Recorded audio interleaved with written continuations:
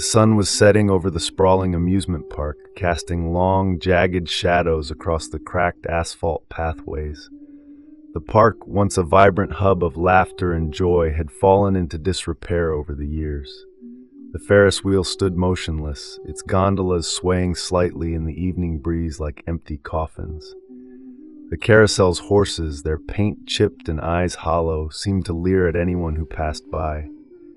The air smelled faintly of cotton candy and rust, a bittersweet reminder of the park's former glory. It was the kind of place that felt alive, not with joy, but with something darker, something that lingered in the corners and whispered through the empty corridors of the abandoned funhouse. Mara had always been drawn to places like this. At 23, she was a freelance photographer with a fascination for the forgotten and the eerie.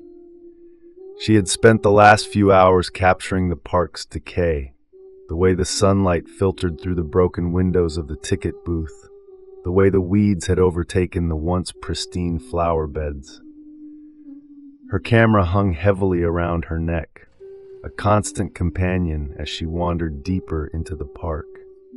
She had come alone, as she often did, but tonight something felt different. The air was heavier, the silence more oppressive. She told herself it was just her imagination, but the unease clung to her like a second skin. As she approached the old haunted house attraction, she noticed the door was slightly ajar. It was strange. The park had been closed for years, and she was sure she had checked the building earlier in the day. The door had been firmly locked then, the chains rusted and unbroken. Now, the chains lay in a heap on the ground, and the door creaked softly as if inviting her inside. Mara hesitated, her fingers tightening around her camera. She knew she should leave, call it a day, and head back to her car. But the photographer in her couldn't resist. This was the kind of shot that could make her career, a perfect blend of beauty and decay, light and shadow. She stepped inside, the floorboards groaning under her weight. The air was thick with dust, and the faint scent of mildew tickled her nose. The walls were lined with faded posters of clowns and ghosts, their smiles now twisted and menacing in the dim light. She raised her camera, snapping a few shots, the flash illuminating the room in brief, stark bursts. As she moved deeper into the attraction, she noticed something odd. The props, the fake skeletons, the animatronic monsters, were in surprisingly good condition. Too good. Their eyes seemed to follow her as she passed, and she could have sworn she heard the faint whir of machinery, though the power had been cut years ago. Then she saw it. At the end of the hallway, a figure stood motionless, its back to her. It was dressed in a tattered Carnival worker's uniform, its head tilted slightly to the side. Mara froze, her breath catching in her throat. She told herself it was just another prop, but the way it stood there, so still, so deliberate, sent a chill down her spine. She took a step back, her heart pounding, and the figure's head snapped around to face her. Its face was a mask, but not the kind you'd find in a costume shop. It was smooth and featureless, save for two small holes where the eyes should be. Mara's scream caught in her throat as the figure lunged toward her, its movements unnaturally fast. She turned and ran, her camera bouncing against her chest, the sound of her footsteps echoing through the empty halls. She could hear it behind her, its footsteps heavy and deliberate, gaining on her with every second.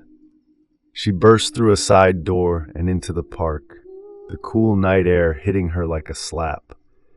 She didn't stop running until she reached the carousel, her lungs burning, her legs trembling.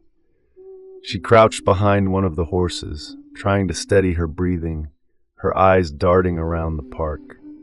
The figure was nowhere to be seen.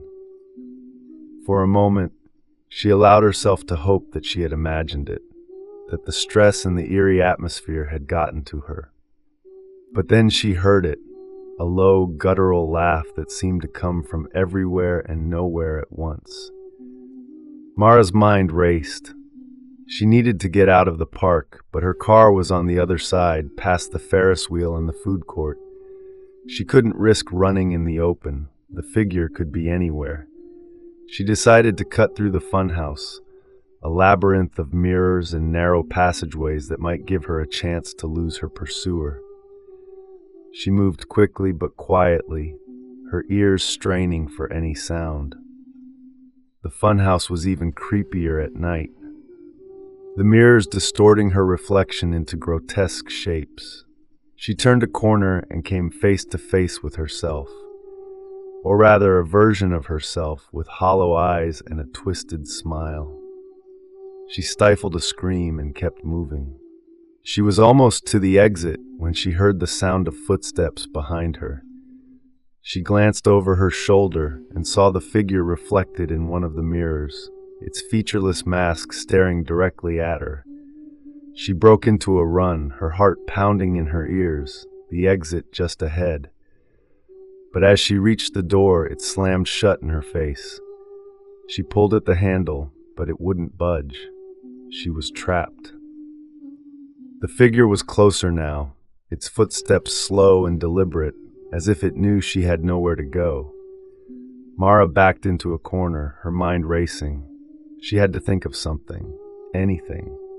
She grabbed a shard of broken glass from the floor and held it out in front of her, her hands shaking. The figure stopped just a few feet away, its head tilting to the side as if studying her. Then, without warning, it lunged. Mara swung the glass shard, catching the figure in the arm. It let out a guttural roar and stumbled back, giving her just enough time to dart past it and through a narrow gap in the mirrors.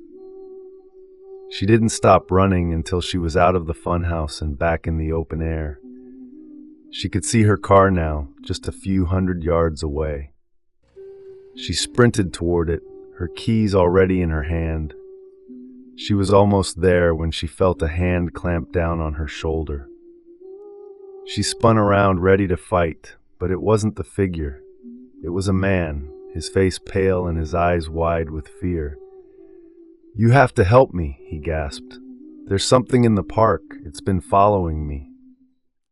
Mara hesitated, torn between her own survival and the desperate look in the man's eyes. But before she could respond, the figure appeared behind him, its featureless mask gleaming in the moonlight. The man didn't even have time to scream before the figure grabbed him and dragged him into the shadows. Mara didn't wait to see what happened next. She jumped into her car, her hands shaking so badly she could barely get the key in the ignition. As she sped out of the parking lot, she glanced in the rearview mirror and saw the figure standing at the edge of the park, its head tilted to the side, watching her go. She didn't stop driving until she was miles away, her heart still racing, her mind replaying the night's events over and over. She told herself she was safe now, that the figure couldn't follow her. But as she pulled into her driveway, she noticed something on the passenger seat. A small, featureless mask, its hollow eyes staring up at her. And then she heard the laugh, low and guttural, coming from the back seat. If you enjoyed this chilling tale of forgotten places and lurking shadows, don't forget to subscribe for more eerie adventures.